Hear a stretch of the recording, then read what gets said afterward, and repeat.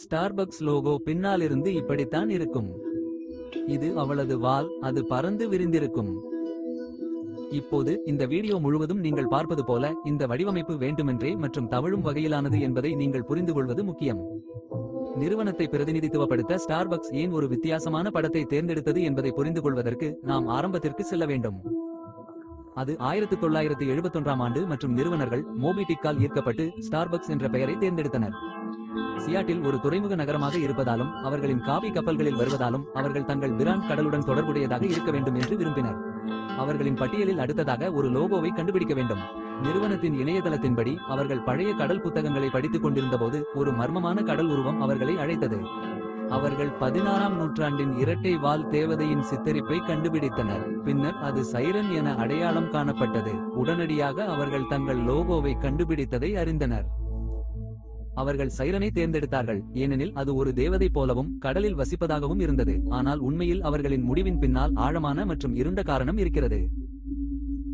நீங்கள் பார்க்கிறீர்கள், சைரனுக்கு அதன் சொந்த வரலாறு உள்ளது. அது ஒரு வகையான தொந்தரவாக இருக்கிறது, மேலும் இது அசல் நிறுவனர்களுக்கு தெரியும். கிரேக்க புராணங்களில் சைரன் முதன்முதலில் ஒரு பெண்ணின் தலையுடன் ஒரு பறவை என்று விளக்கப்பட்டது. பின்னர் அவர்கள் இறக்கைகள் மற்றும் பறவை கால்கள் கொண்ட ஒரு பெண்ணாக சித்தரிக்கப்பட்டனர். இன்று நாம் காணும் தேவதை உயிரினம் என்று இறுதியாக விளக்கப்படும் வரை அவை டிராகன் வகை மிருகமாக பரிணாம வளர்ச்சியை தொடர்கின்றன. பல்வேறு மாறுபாடுகளை பொருட்படுத்தாமல் சைரனின் பண்புகள் சீராகவே இருந்தன. அவர்கள் கவர்ச்சியாகவும் வன்முறையாகவும் இருந்தனர். அவர்கள் தங்கள் அழகை பயன்படுத்தி கடலில் தங்களுடன் வரும் மாலுமிகளை மயக்கினர். பொதுவாக ஒரு சைரன் பாடும் மற்றும் மாலுமிகள் அவளிடமிருந்து தங்களை தடுக்க முடியாது. அவர்கள் உண்மையில் தண்ணீரில் குதித்து இறந்து விடுவார்கள். ஒடிசியஸின் கதையில் வரும் சைரன்களின் அழகு மற்றும் பாடலில் ஈர்க்கப்படுவதை தவிர்ப்பதற்காக அவர் ஒரு மாஸ்டில் தன்னை கட்டிக்கொண்ட போது உங்களுக்கு நினைவிருக்கலாம். ஆனால் காத்திருக்கவும், இதற்கும் ஸ்டார்பக்ஸுக்கும் என்ன சம்பந்தம்? கடல் கன்னி போல் இருந்ததால் சைரனை மட்டும் தேர்வு செய்தார்கள் அல்லவா? சரி, முதல் லோகோவை பாருங்கள்.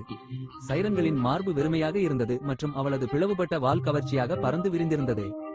இந்த சித்தரிப்பு தற்செயலானது அல்ல. மக்கள் ஸ்டார்பக்ஸை பார்ப்பார்கள், ஸ்டார்பக்ஸை வாசனை செய்வார்கள் மற்றும் ஸ்டார்பக்ஸை விரும்புவார்கள் என்று உரிமையாளர்கள் எதிர்பார்த்தனர். மாலுமிகள் சைரன்களின் மயக்கத்தை மறுக்க முடியாதது போல் ஸ்டார்பக்ஸ் நிறுவனர்கள் தங்கள் காபியை எதிர்க்க முடியாமல் செய்ய விரும்பினர்.